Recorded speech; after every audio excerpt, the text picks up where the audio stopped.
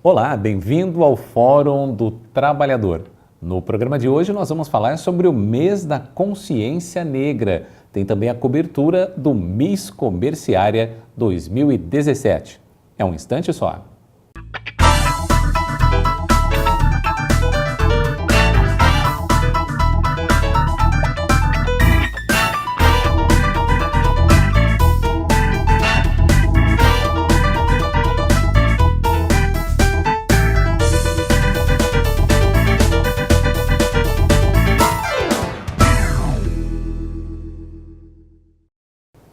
Olá, mais uma vez juntos aqui no Fórum do Trabalhador, é sempre uma grande alegria recebê-los e neste primeiro bloco nós vamos falar sobre o mês de novembro. Para muitos tem o Novembro Azul, tem outras celebrações, mas para os afrodescendentes esse mês é um mês muito importante, é um mês de debate, é um mês de consciência, é um mês onde são cobradas de modo mais intensivo políticas públicas voltadas para um setor tão importante da nossa comunidade. Eu recebo o antropólogo Daniel Ramos, que vai falar sobre as celebrações do 20. Olá, tudo bem? Tudo bem, André. Boa tarde. Daniel, 20 de novembro, para muitas pessoas é apenas mais um dia, mas para a maioria do povo brasileiro é um momento de reflexão, um momento de cobrança, um momento de posicionamento.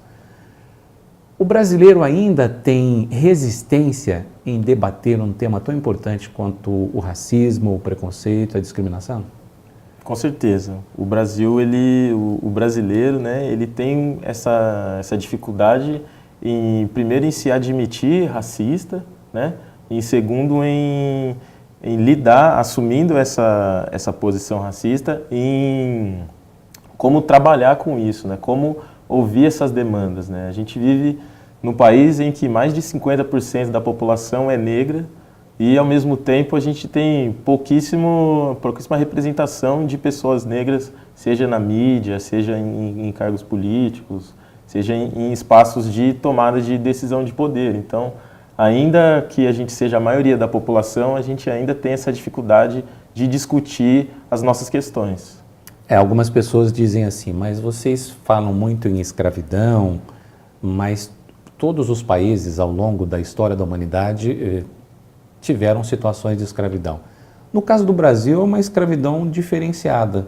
A imposição da cor da pele, da religião, da cultura, foi uma forma de dominação mais cruel do que em outros locais. Você enxerga mais ou menos por aí? Sim. A escravidão enquanto um modo de vida é algo que sempre existiu, né? Se a gente pegar aí os livros de história, a gente vai ver escravidão no Egito, em Grécia, na Roma, a gente vai ver escravidão em várias grandes civilizações, né? Só que a diferença desse processo de escravidão, né, de escravização, que já existia historicamente, para esse que funda aqui, né, as colônias, essa diferença ela consiste num processo de desumanização em que essas pessoas eram submetidas. Elas não poderiam mais ter a sua cultura, seus hábitos, os seus nomes, todas as suas características humanas, elas tinham que ser deixadas de lado e a partir daí, quando as pessoas faziam a travessia do Oceano Atlântico e chegavam aqui no Brasil, elas deixavam de ser quem elas eram, deixavam de ter uma história, de ter família, de ter uma cultura e eram forçadas a adotar a cultura ocidental, né? A primeira coisa que se fazia com as pessoas era fazer com que elas abandonassem aquilo que elas carregavam com ela e adotassem um nome ocidental, né? Um nome bíblico, um nome cristão, né? E a partir daí começava-se um processo de negação dessas pessoas e de desumanização, né? E aí os escravizados, ao invés de serem pessoas, eram tratados como coisas mesmo, como mercadorias, né? E até hoje a gente tem essa dificuldade em enxergar a população negra enquanto ser humano, né? Acho que essa é uma dificuldade que a gente ainda tem que enfrentar. Em algumas culturas o escravizado tinha direito até de ter a sua criação, de ter uma terrinha para trabalhar. Ele tinha uma possibilidade de ser humano. Aqui, mesmo depois da libertação, parece que a negação de tudo, do acesso a tudo, continua e nos anos presentes continua mais intensa do que nunca. Sim. a gente, no pós-abolição aí, em vez dos escravizados receberem algum tipo de indenização, algum pedaço de terra, alguma coisa assim, quem recebia isso eram os donos, né, dos escravizados, né? Então, a gente tem aí, além da gente ter tido quase 400 anos de escravidão, logo no pós-abolição, essa população ela é jogada para escanteio, né? E até hoje a gente sofre as consequências disso. Apesar de que, hoje em dia, a gente não está vivendo uma situação muito confortável, mas eu considero que, assim, para a minha geração e para as gerações mais novas, tem sido cada vez mais fácil da gente se posicionar enquanto negro, da gente militar pelas nossas questões, assim.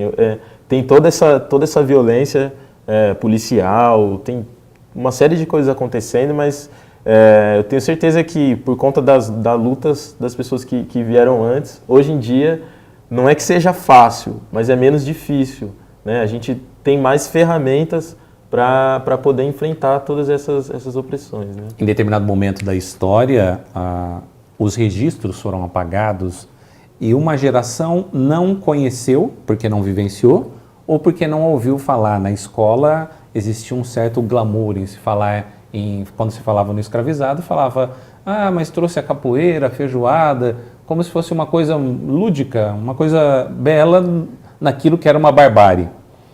A sua geração tem essa possibilidade por conta do acesso à informação, mas também porque no dia a dia sofre na pele a discriminação.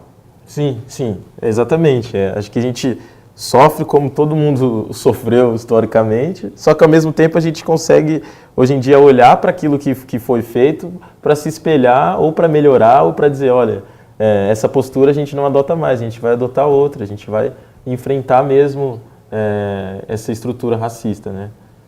Agora, você que é jovem, que está em contato com a juventude, como essa juventude se posiciona diante de tanta violência? Os indicadores, os números oficiais apontam que a juventude negra tem sido, principalmente nas periferias dos grandes centros, aí tem sido dizimada. A quantidade de jovens negros que morrem ou assassinados pela polícia ou assassinados em conflitos acaba sendo muito grande. É uma geração que está praticamente acabando por conta da violência. Sim. Esse genocídio da população negra, né, ele acontece todos os dias, né, seja no plano ideológico, né, dessa negação da humanidade que eu estava falando antes, quanto nesse plano mais físico mesmo, mais palpável, letal, que é a morte por armas de fogo, né. Se a gente pegar o mapa da violência, a gente vai ver que foram mais de 70 mil jovens assassinados, né, no último ano. Desses 70 mil, 3/4, né, mais de 70% de jovens negros.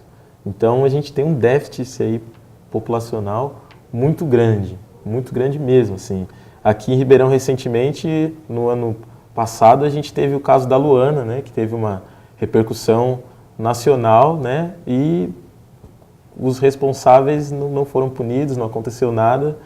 E a gente vive, né, nesse contexto em que passou a ser normal a morte dessa pessoa negra, né? Tem toda uma construção histórica que torna isso algo normal, né? Esse genocídio da população negra é algo que já vem sendo colocado em prática há muito tempo, né?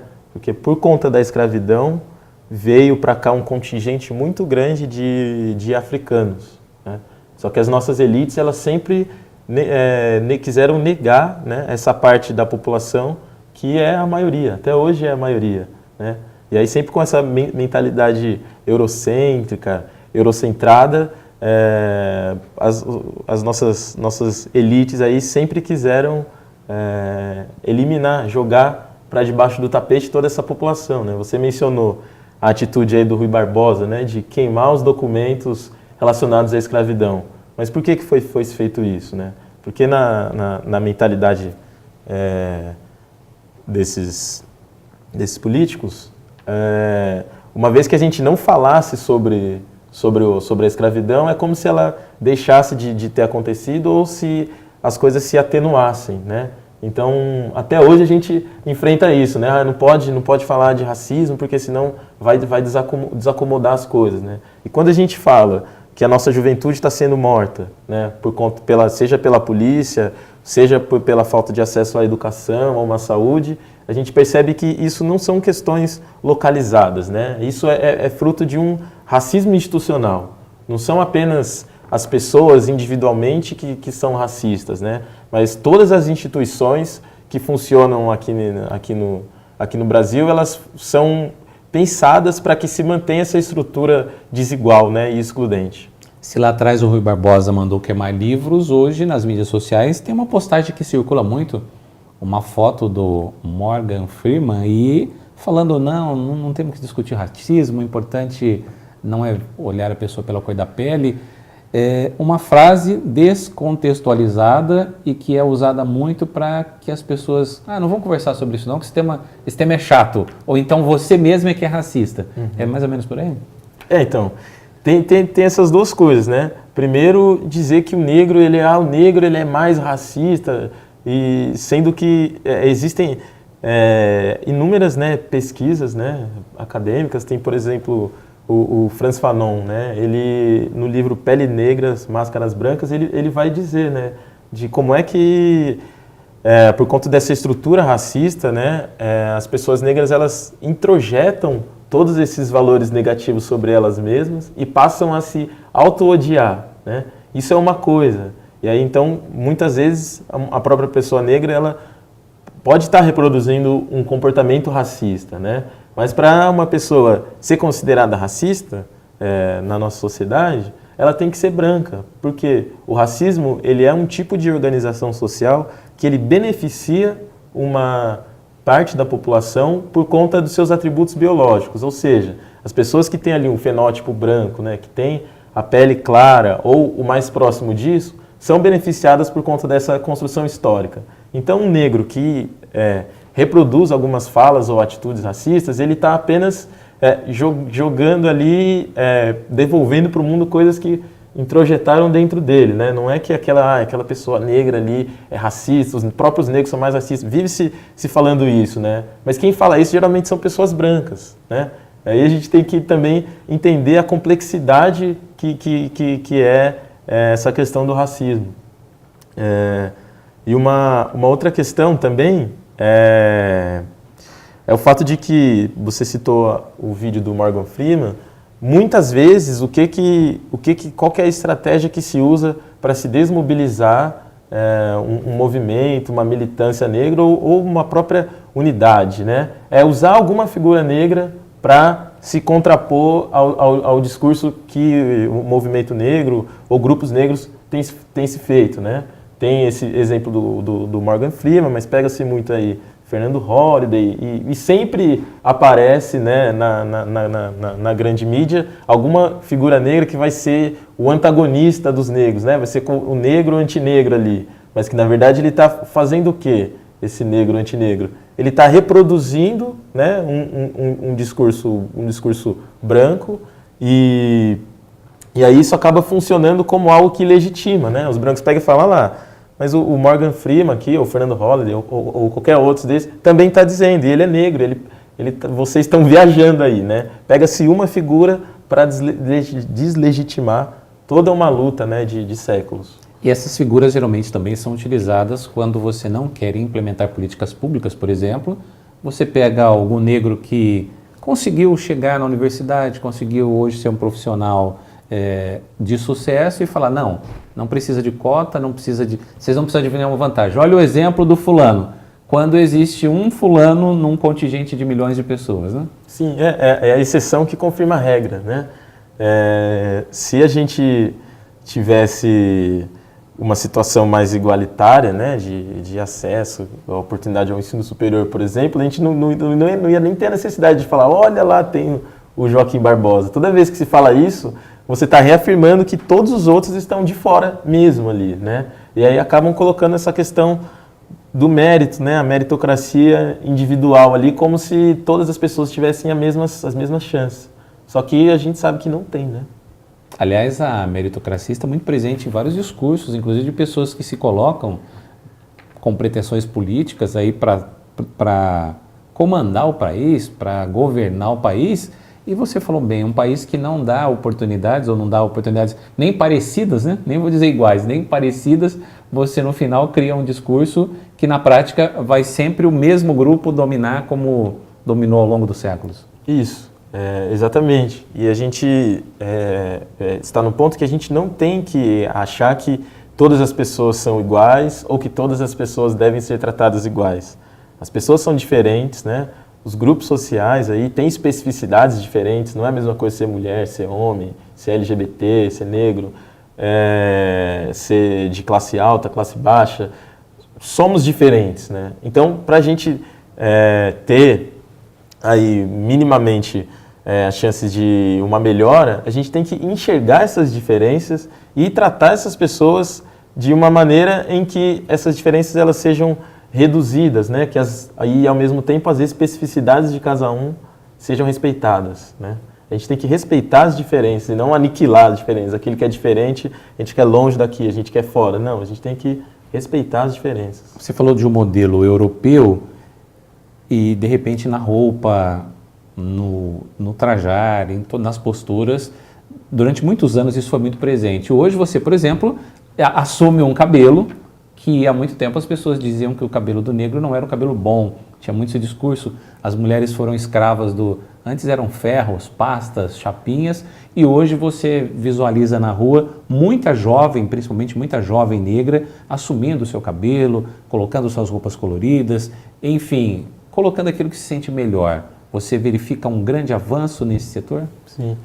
Isso tem o que, né, se chamam aí de geração tombamento, né, que é o pessoal que usa essas tranças coloridas, né, põe o cabelo Black Power, né, de volta, mas isso é fruto, né, de uma luta histórica, né, como eu disse no começo, para a nossa geração é mais fácil a gente ter um cabelo crespo, a gente se assumir enquanto negro, porque já tem um caminho trilhado para isso, né.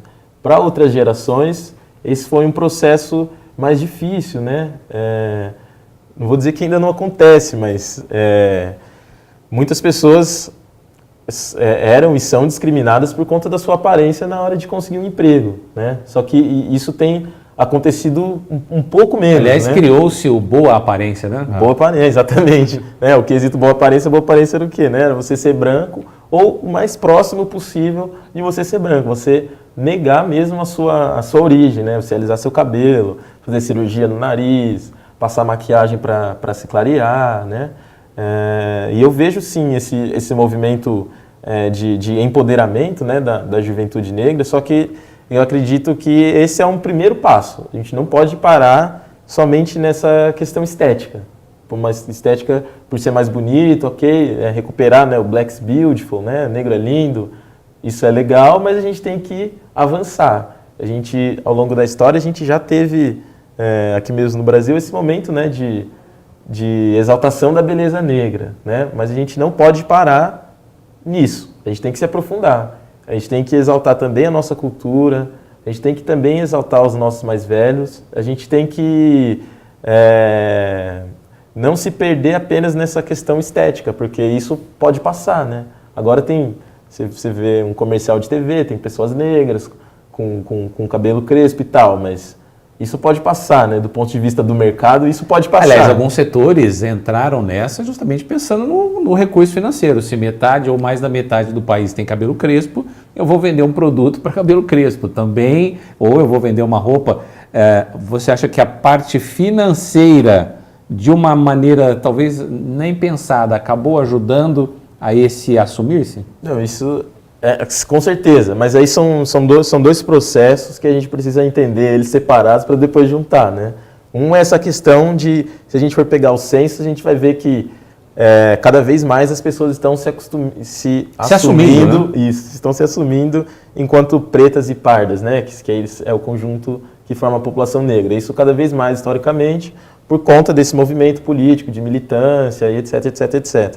A outra coisa é essa questão financeira. Quem está aí investindo, né, em produtos e marcas está de olho nesse processo e está dizendo, olha, aquela famíliazinha doriana lá só com branco não vende mais. A gente vai ter que botar uma família de negros ou vai ter que botar alguma coisa aí que faça com que essas pessoas se reconheçam, né, para poder comprar. E aí eles se utilizam, né, dessa luta política como um fim mercadológico. A gente vê muito isso fora do país, a discussão sobre o pink money, né, que é o dinheiro dos LGBTs. Né? Tem vários lugares que estão investindo muito forte em acolher bem as pessoas LGBT, mas não por acreditar na diversidade, mas porque ficar de olho no dinheiro. Que ele viaja bastante, ele consome bastante, vai a teatro, a cinema, então vamos investir nesse setor. Então vamos investir. Isso tá acontecendo também com a população negra.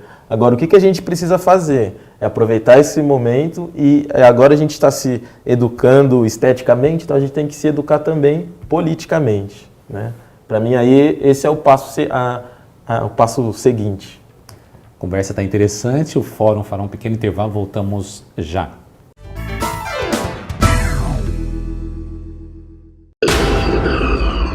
Humilhação no ambiente de trabalho é assédio moral. Condutas repetidas de grosserias, ridicularizações, humilhações e atos que ofendem a dignidade do trabalhador devem ser combatidas por meios legais. 50% das pessoas que sofrem assédio moral no trabalho desenvolvem depressão. Não seja uma delas. Denuncie.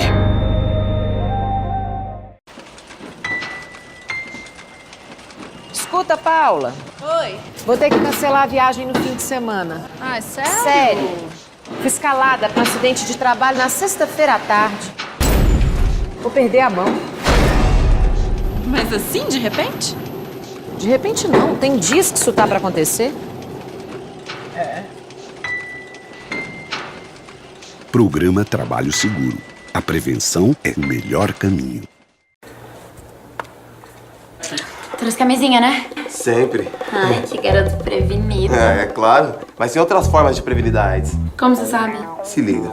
Semana passada eu fui dar um rolê com meu primo e o moleque me disse: ontem à noite saí com carinho, pá, mas não usei camisinha. Fiquei boladão. Mas aí eu fui no médico e ele me passou a PEP. E já tô tomando a parada. Pepe? É, medicação pós-exposição. Você tem que tomar até 72 horas após a transa, porque você impede a infecção do HIV, sacou? Já é o tipo de tratamento. Voltando. Meu primo ligou pro carinha e o carinha disse: caraca, mano, verdade. Eu vou no posto de saúde fazer o teste de AIDS, tá ligado? Lá no posto ele conheceu uma mina que tá grávida e ela mandou real pra ele. Se liga, quando eu engravidei, já comecei logo o pré-natal e fiz o teste de HIV. E se eu tivesse, já começava a tratar pro moleque não pegar, sacou? Eu não tinha pensado em prevenção dessa forma. Pera que tem mais. A mina contou pro carinha, que contou pro meu primo, que contou pra mim, que ela conhece um casal onde um deles tem HIV e o outro não. E o cara que tem, tipo, bom, com o tratamento a contagem do vírus fica tão baixa que reduz muita chance de eu passar HIV pra você. Mas ó, camisinha sempre, pra prevenir contra outras DSTs, tá ligado? Da hora isso. A prevenção tem várias, mas agora é só eu, você e a mais simples delas, a camisinha. Sempre.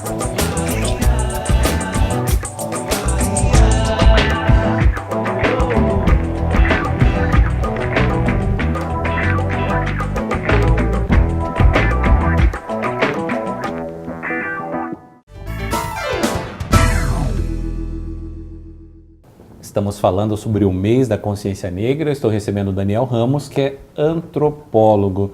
Daniel, mudanças estão acontecendo em nossa sociedade. Um grande avanço foi a implementação de algumas políticas públicas, entre elas as cotas universitárias. Você pegou esse período de transição. Como você enxergou enquanto não tinha cota na sua universidade e depois a chegada desse novo contingente? Sim. Aqui no Brasil a gente está muito atrasado, né, em relação a essa discussão, né, de ações afirmativas.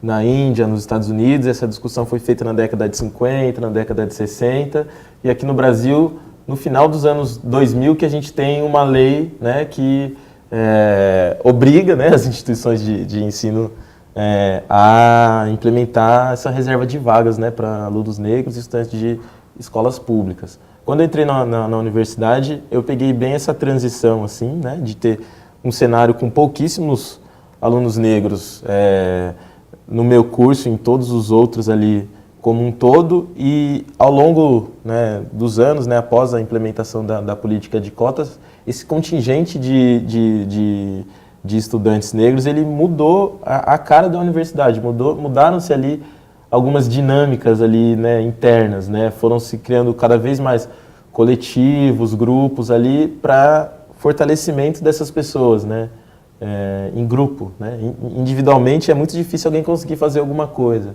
Então, com a entrada de mais pessoas negras, começaram-se, dentro da universidade, se formarem mais grupos de estudantes, né. Já existiam na Universidade Federal de São Carlos, por exemplo, existe o DEAB, né, que é o Núcleo de Estudos Afro-Brasileiros, que é uma parte fundamental e muito importante para a pesquisa e até para a implementação das políticas de ações afirmativas.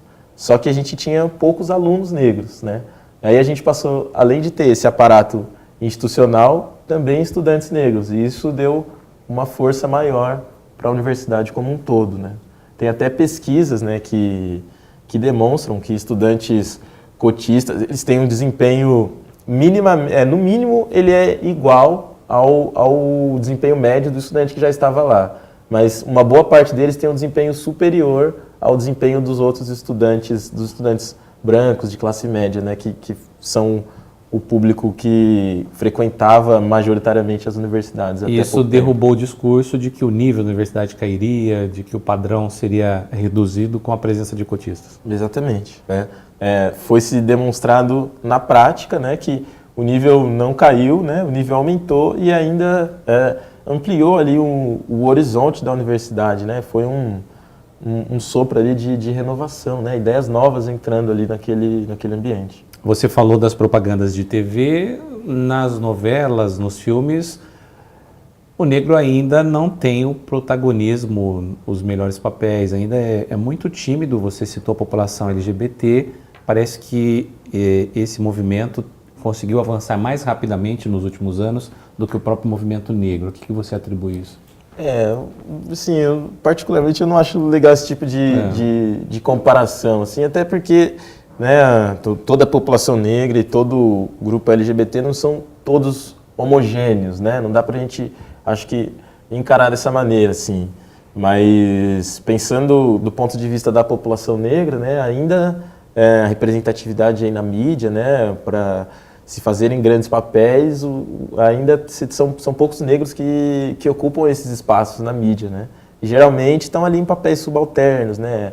É empregada, ou é novela de escravizado, né? Eu li recentemente o livro do Lázaro Ramos e ele fala um pouco da trajetória dele, né? Durante muito tempo ele se recusou a fazer papéis em que ele fosse bandido, né? Que fosse ali o negro com a arma na mão, perigoso. Se recusou a ser escravizado ali nas novelas por ter esse entendimento, né? De os poucos negros que tem ali na TV, né? Eles estão sempre colocados nesse local subalterno, né? Só que ao mesmo tempo ele coloca: eu também não desrespeito aqueles negros que vieram antes de mim e que fizeram esses papéis, porque se não fosse eles abrindo o caminho, eu não teria a chance de escolher um papel que eu vou fazer, né? Então é muito complicado, a gente não pode também, tá errado e tal. Beleza, não é legal? Não é legal, mas a gente precisa começar por algum ponto, né? Hoje em dia, sim, eu vejo que a gente pode brigar por papéis melhores, né? Tanto que estão tendo aí novelas, né? Minisséries e tal, com protagonismo negro em posições melhores. Só que também a gente não pode ficar refém da televisão, né? Eu acho que quanto menos televisão as pessoas assistirem, embora, né, a gente esteja na TV agora, acho que mais tempo elas vão ter para outras coisas, para ler, para investir em si mesmas ali, né? Eu acho que a televisão, ela entrega tudo muito prontinho ali, né? A pessoa não precisa de ter autonomia nenhuma, é só sentar, ligar a TV, poxa, tá passando um negócio ali, e você só absorve e não tem nenhuma devolutiva, você não devolve, se você gostou, se não gostou, se foi algo que acrescentou, isso passa batido, né? Então acho que a população precisa buscar, além da televisão, outras formas ali de adquirir conhecimento, né? Você falou não olhar de modo homogêneo, as pessoas têm essa dificuldade até para enxergar que a África é um continente que tem vários países, várias culturas e que o afrodescendente também tem várias tendências, tem várias opiniões, tem várias possibilidades. Você acha que a sociedade tem essa dificuldade? Sim, com certeza, por conta dos estereótipos, né? O problema de ter ali o papel sempre da empregada, do escravizado, do ladrão, é que ele produz um estereótipo. No imaginário das pessoas, todo negro vai ser bandido, vai ser pobre, né? E aí essa construção, né, ela vai gerando atitudes discriminatórias, né? O racismo, ele tem essa característica, né, de aliar coisas que são construções ali, são preconceitos, né? E aí que ficam ali trabalhando na cabeça das pessoas, e aí na prática isso produz atitudes discriminatórias, né? Você está andando na rua, a pessoa esconde a bolsa de você, você entra numa loja, muda de calçada, você entra numa loja, não, esse aqui é o mais barato, isso, você não quer comprar o mais barato, você quer comprar... Então você tem aquela companhia desagradável do segurança, indo pelos corredores? Exatamente, é isso, você foi se criado, né, no senso comum, né, esses lugares para a população negra. E aí quando se foge, né, desse lugar aí que foi determinado, né, dessa senzala social, vamos chamar assim, em que o negro foi colocado, isso incomoda, desestabiliza, as pessoas não sabem como lidar com uma pessoa negra que foge desses estereótipos, né? Agora, você faz o combate, participa de um coletivo que faz o combate a essa situação através da cultura, através da poesia. Vamos falar um pouquinho sobre o Sarau Preto? Quando surgiu essa iniciativa? Bom, o Sarau Preto ele surge em junho de 2014, né? Após estava assistindo, eu e minha namorada, né, a Ana, a gente estava assistindo uma palestra aqui na Feira do Livro sobre saraus que aconteciam nas periferias de São Paulo. Aí a gente falou, poxa, vamos fazer um aqui também, né? E aí, em como fazer e tal, e aí fui conversar com a minha avó, que já é militante, né, do movimento negro de muito tempo, né? E ela falou, poxa, na minha época a gente fazia alguns encontros, né? A gente... em torno da poesia e tal, e poxa, vamos fazer sim, e aí a coisa foi se desenvolvendo, né? A partir de nós três, assim, aí foram entrando outras pessoas com outros olhares, e a gente está aí há 3 anos e meio com o Sarau Preto, né? E nesse período o Sarau buscou conhecer escritores negros, textos desses escritores. Como que foi para você esse reencontro, na verdade, com a cultura negra mais intensa? Né? Então, isso foi legal porque, assim, a gente faz, né, no Sarau, a gente faz uma música, né, entre um poema e outro, coloca alguns instrumentos e tal, que foi o que minha avó falou, né, junto com a Adria também, as duas que deram essa ideia, né, de colocar dessa forma. A gente foi participar de um evento em São Carlos, e aí tinha um poeta de São Paulo, chama Quins Quintê.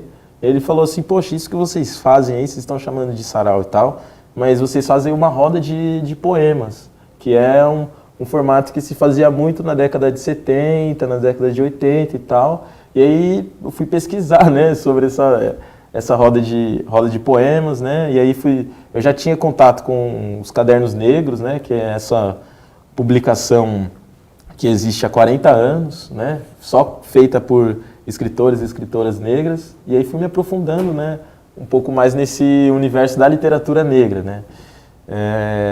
Aí a gente teve contato também com o Carlos de Assunção, né, que ele tá com 90 anos e está super acaba sendo nativo. Um ícone, uma referência para todos nós. Exatamente, uma referência, acho que aqui para a nossa cidade, para a região, né, acho que na verdade para o Brasil inteiro, assim, acho que em qualquer lugar que você vai, você declama ali um trecho ou menciona o poema Protesto do Carlos de Assunção, boa parte das pessoas que estão ali nesse meio de militância negra conhecem, né? E o seu Carlos, ele tem nos acompanhado. Quando a gente fez o aniversário de 1 ano do Sarau Preto, a gente trouxe o seu Carlos para cá, e desde então a gente virou próximos, assim, amigos. O intercâmbio Ribeirão Franca muito presente aí, isso, né? A gente já fez, foi o 2º ano consecutivo que a gente fez um sarau lá na festa de São Benedito, em Tietê, né? Que tem o Batuque de Umbigada lá, foi bem legal, que é a terra dele lá. Eu acho que é bem importante esse intercâmbio com as gerações mais velhas, né? A gente vê quem são as pessoas que fizeram os cadernos negros, né? O quilomboje. Tanto que aí nos outros aniversários do Sarau a gente continuou com essa característica de trazer pessoas mais velhas, né? Que estão já há um tempo nessa caminhada da literatura, para compartilhar as experiências delas, né, com a gente e também para a gente mostrar, olha, a gente está aqui, a gente não está querendo inventar a roda, né? A roda ela já foi inventada há muitíssimo tempo, a gente só está dando continuidade a isso que já existia. É por isso que eu falo, para a gente hoje é mais fácil, né? Para quem estava ali na década de 60, 70 querendo produzir literatura negra, você apoiava no quê?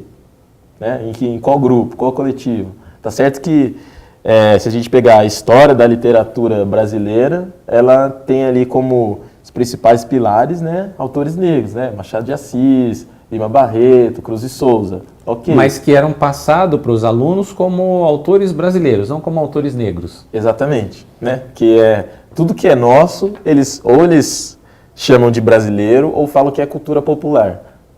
Aí vira bagunça. Né? Se a gente vê a contribuição dos japoneses, dos italianos e de outros grupos, né, que vieram de fora do Brasil, eles preservam. Ninguém fala que macarrão é uma comida da cultura popular. Fala-se que é uma comida típica italiana. Ninguém fala que sushi é uma comida brasileira. Não, é japonês. Agora, toda vez que a gente pega uma manifestação cultural negra, de origem africana, aí vem, né? Não, isso é invenção brasileira, isso é popular, né? Para quê? Para apagar, para invisibilizar toda a nossa produção cultural, né? Que ela tem aí muitos séculos, né, de existência. E o Sarau Negro tem dialogado com outros segmentos do movimento negro e nesse mês de novembro a programação é intensa, né? Sim, esse mês a gente vai participar no dia 16, no Maurílio Biagi. A gente vai estar na programação do mês da consciência negra. No mesmo dia vai ter um encontro de crespos, rodas de conversa e tal, e no final o encerramento. No dia 19, a gente vai participar do Ojo Haiku, no Centro Cultural Orumilá, que é uma celebração, né, do Dia da Consciência Negra. Voltando um pouco no tempo, no dia 14, a gente vai para São José do Rio Preto participar de um encontro de saraus. Vão ter saraus de São Paulo, daqui de Ribeirão e de Rio Preto, né? E no dia 26, que eu já falei, que é no Maurílio Biagi, né? Então vai ter bastante sarau aí para a gente discutir, né? E o formato da poesia, ele é interessante porque a gente sai um pouco dessa dimensão do discurso político e vai para o lúdico, né? Apesar no texto ele ter marcado alguns posicionamentos políticos ali, a gente está produzindo arte, a gente está produzindo poesia, né? A gente não está discursando como a gente está aqui falando agora de situação política, isso, assim, assado, né? A poesia, ela permite que a gente extravase isso ou que a gente fale de coisas que são ruins, que são pesadas, né? Que são tristes através de metáforas, através de ironias, né? Através da arte, né? A arte proporciona isso, né? Essa capacidade de promover uma transformação, né? Que ela é radical ali na pessoa que está sendo transformada, mas ao mesmo tempo ela é muito sutil, né? Que a arte ela entra em qualquer espaço, né? E as pessoas que quiserem ter um contato com o Sarau Preto, quais as formas, mídias sociais, telefone, fica à vontade agora. A gente tem uma página no Facebook, né? Facebook/Sarau Preto, tem Instagram, tem um e-mail também, saraupreto@gmail.com. A gente está nas redes sociais aí e para contatar a gente é super fácil, assim, né? Eu quero agradecer a presença do Daniel Ramos, antropólogo. Conversamos sobre o mês da consciência negra e ele falou tanto do Sarau Preto que é claro que você ficou na expectativa de ouvir um texto. Então vou pedir agora que o Daniel termine nosso bate-papo declamando um texto aqui. Tá certo. Vou aproveitar que falei de televisão, né? Estando na televisão, vou brincar um pouco com isso. Tem um texto que eu fiz que ele fala um pouco sobre essa questão da televisão, né? De como é que a população negra é representada ou não representada, né? Não vou ficar falando muito, porque poesia não se explica, né? Mas só apenas para dar um contexto. Esse poema ele chama Liberdade de Opressão.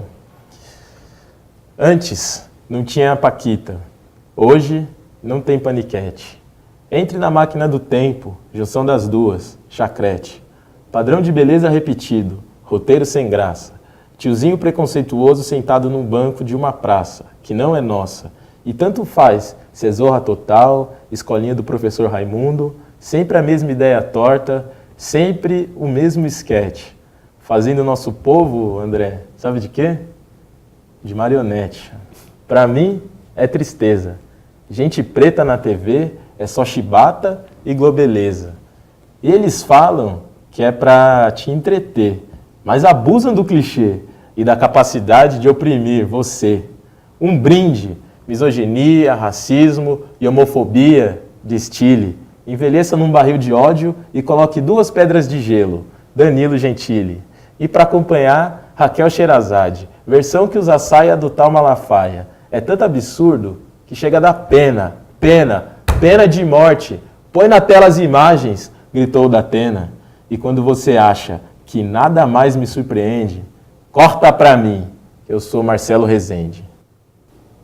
Eu gostaria de agradecer, né, o convite, a oportunidade de estar aqui, né? Falei bastante, né, no poema e no final aqui do nosso bate-papo sobre a televisão, né, enquanto algo negativo, mas ao mesmo tempo ela pode ser algo muito positivo, né?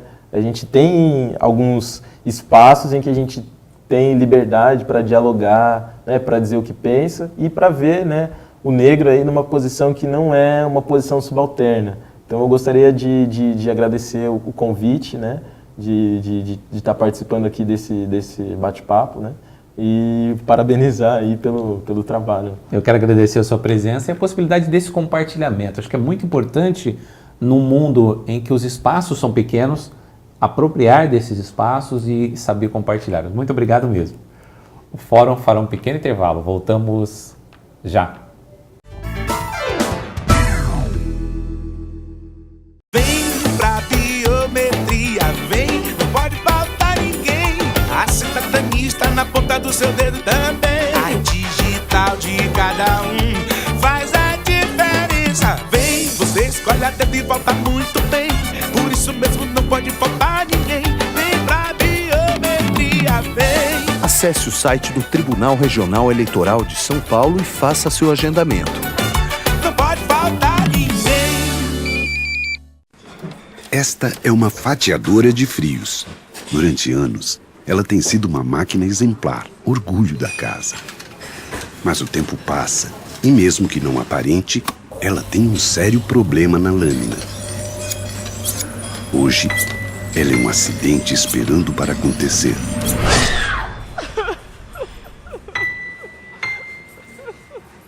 Programa Trabalho Seguro. A prevenção é o melhor caminho.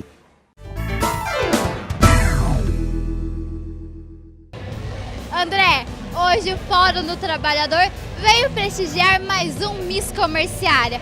Esse ano o 23º. Nós vamos falar com as candidatas, torcer muito e ver muito sobre o desfile. Vamos?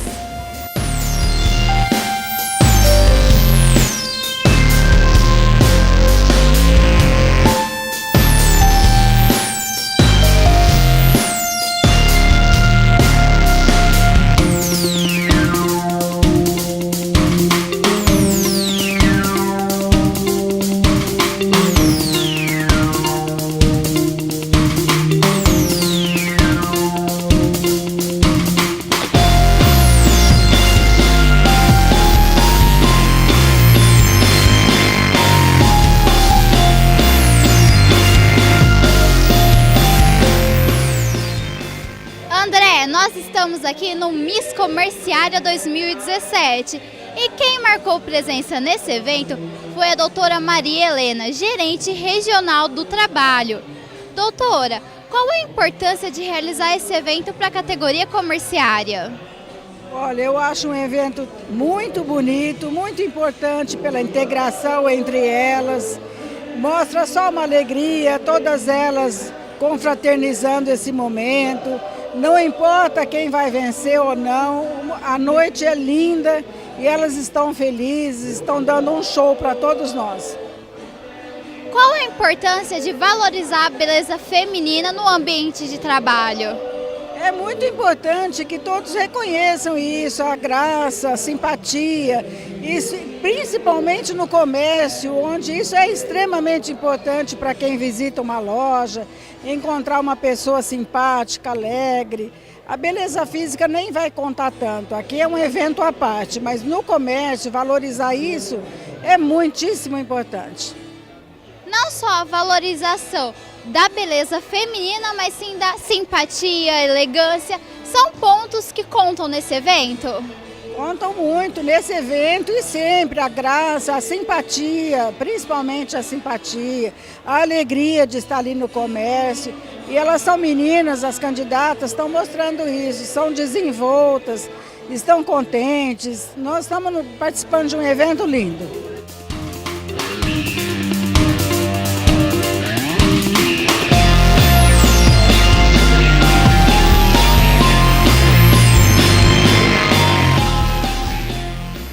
Agora nós vamos falar com Paulo César, presidente do Sincovarp e um dos patrocinadores desse lindo evento. O que você está achando do Miss Comerciária 2017?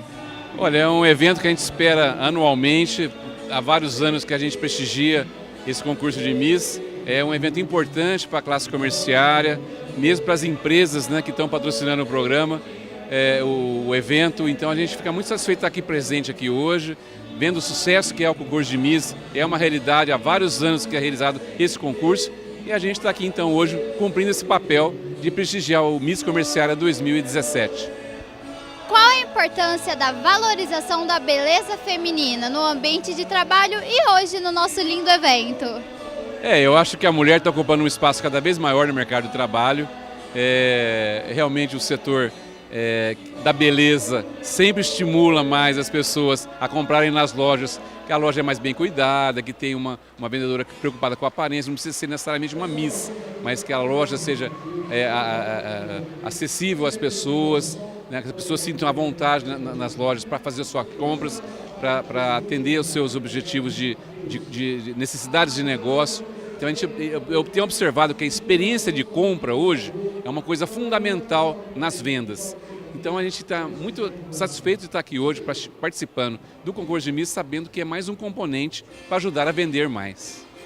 Além da beleza, a simpatia também é importante na hora da venda e do Miss Comerciário. O senhor concorda? Com certeza, eu acho que a simpatia é tão importante quanto a beleza. Eu acho que hoje você entrar numa loja, você ser bem atendido, receber um sorriso, você ser questionado de você estar sendo bem atendido, depois, ao final da venda, perguntar se atendeu as suas expectativas, isso é muito importante. Então, realmente, não a beleza é um conceito subjetivo e que mostra claramente que isso ajuda muito a vender mais. Então, esse é um evento que com certeza o comerciário está promovendo no sentido de promover as vendas, né?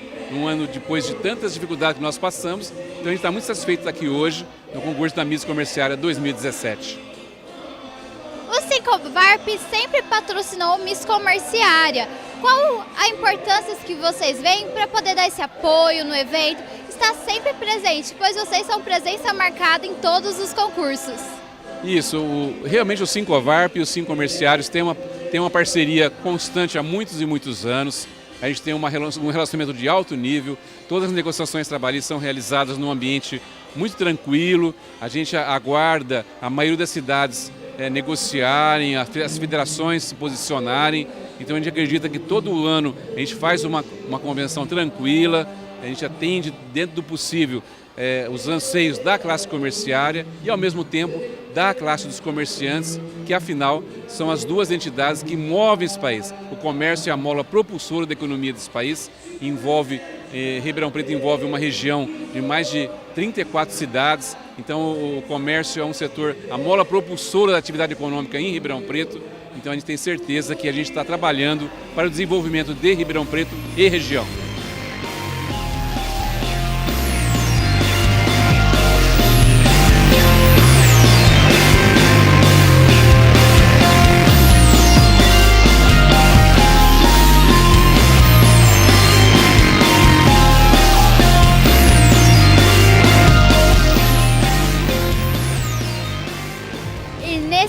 evento não podia faltar a presidente dos Sim Comerciários de Ribeirão Preto, Regina Pessotti Zagretti. Regina, como é realizar mais um ano de Miss Comerciária, 23 anos de tradição? É uma responsabilidade muito grande, né, fazer isso, porque nós, obviamente, convidamos as comerciárias e elas fazem a inscrição de espontâneo e sai esse espetáculo belíssimo aqui.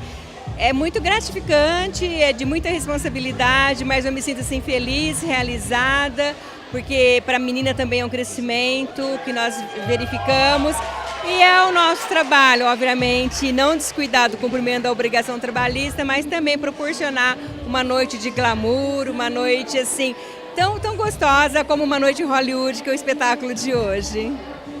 Qual a importância do Miss Comerciária para valorizar a beleza feminina?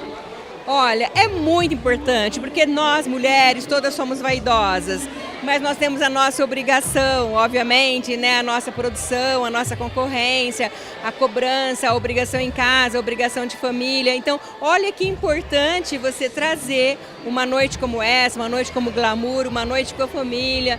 Então, olha, são 23 anos e nós vamos continuar mais 23 anos, com certeza, dando a oportunidade dessas garotas completarem esse sonho de modelo que elas têm. Então é uma parte nossa, né? É uma parte do lazer, uma parte que nós podemos proporcionar a essas lindas garotas, lindas comerciárias. E já aproveito e fica o convite, né, para a comerciária aí para o próximo ano já, para se inscrever e participar conosco, sim. Como secretária da Mulher da UGT, você entende a dificuldade da mulher nos dias de hoje de enfrentar uma dupla jornada. Você acredita que valorizar a beleza dela, simpatia, são coisas importantes no dia a dia da mulher? Olha, certamente que sim, né? Porque nós temos, assim, uma carga exaustiva de trabalho, por ser mãe, por cuidar da casa, por ter que estar estudando e também para poder estar fazendo todo esse glamour. Então é muito importante porque a mulher, ela tem essa autoestima, né? Ela tem essa beleza. Então isso é muito importante mesmo, por isso que nós já fizemos o 23º concurso e sempre com esse sucesso. E como, obviamente, como mulher, como secretária da Mulher Nacional da UGT, eu sempre levo um evento para valorizar a mulher, luto também pela igualdade de salário, pelo respeito no trabalho, então isso faz parte do nosso dia a dia.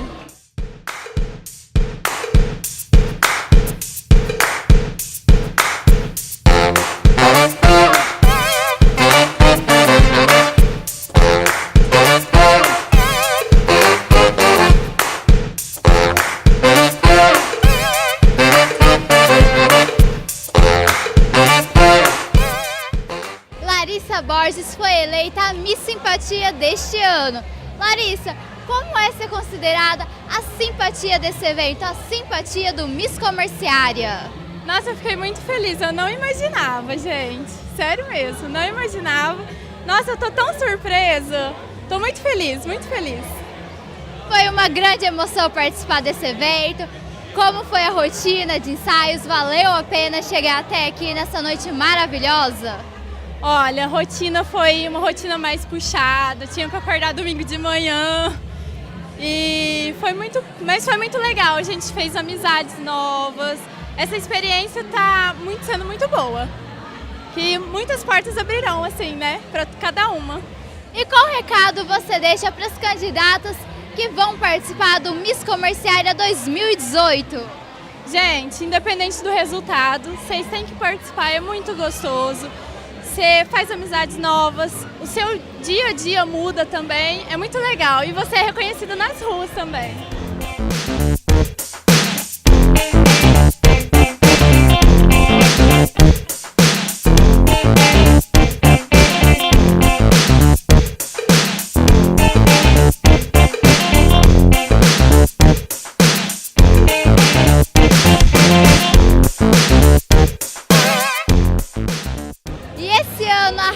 Eduarda foi eleita na 3ª colocação como Miss Comerciária. Raquel, qual é a felicidade de ser eleita a 3ª candidata do Miss Comerciária?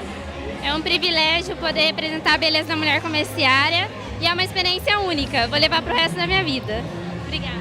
Você já esperava alguma colocação? Já estava ansiosa? Não esperava, foi uma surpresa mesmo. Daqui pra frente, você pretende seguir a carreira de modelo, descobrir um novo dom ou vai continuar trabalhando no comércio de Ribeirão Preto? Vou continuar trabalhando com meu padrasto. Não vou seguir a carreira. Quem sabe mais pra frente, né?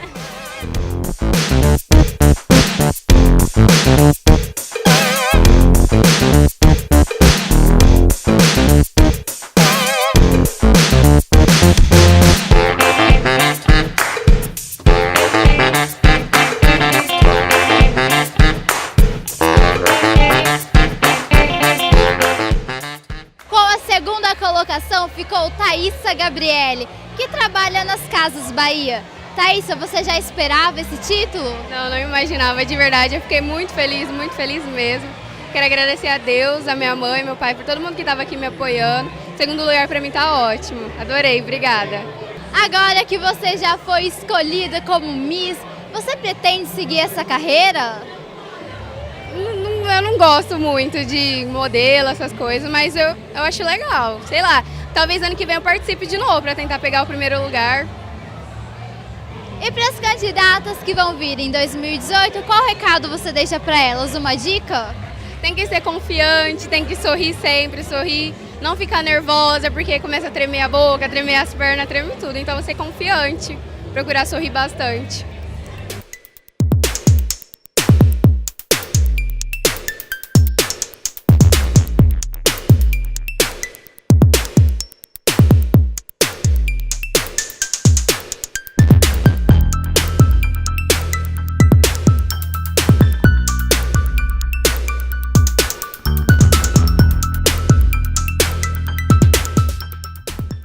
Esse ano, a grande vencedora do Miss Comerciária 2017 foi a Isabela Braga, que trabalha na Motorola. Isabela, você já esperava esse título? Eu torcia, mas esperar não. Mas a gente sempre vem, né, com aquela esperança de ganhar, ninguém vem pra perder. Mas esperar não, realmente me pegou surpresa, eu fiquei ali trêmula na hora. Mas, né, muito bom, adorei.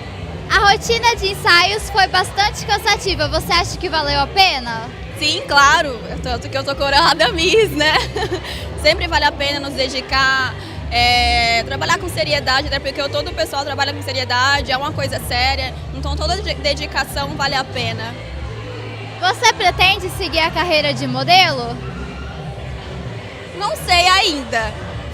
Já foi um sonho meu, de momento não era mais, mas agora acende aquela chama de novo, né? Quem sabe? E você está preparada para representar os 5 comerciários de Ribeirão Preto durante um ano todo? Sim, claro, agora vamos com tudo e todos os eventos que estiver pela frente.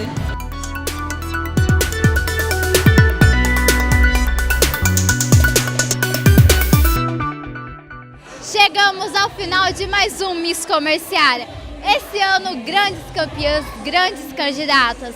Quem levou ao título foi Isabela Braga, o primeiro lugar, e vai representar os 5 comerciários durante este ano e 2018. Ano que vem nos vemos novamente no Miss Comerciária. Até logo! Hoje nós falamos sobre preconceito, discriminação e eu quero terminar o programa com uma reflexão da Madonna. Artista, cantora Madonna, que disse: a razão pela qual intolerância, sexismo, racismo, homofobia existem é o medo. As pessoas têm medo de seus próprios sentimentos, medo do desconhecido. Aqui no Fórum nós não temos medo não, aqui no Fórum nós estamos prontos para levar informação, prestação de serviço até a sua casa. Trabalhador, trabalhadora, não se esqueça, consulte sempre o advogado da sua confiança, consulte a sua representação sindical. Você tem direitos e eles devem estar prontos para defendê-los. Até o próximo programa. Grande abraço!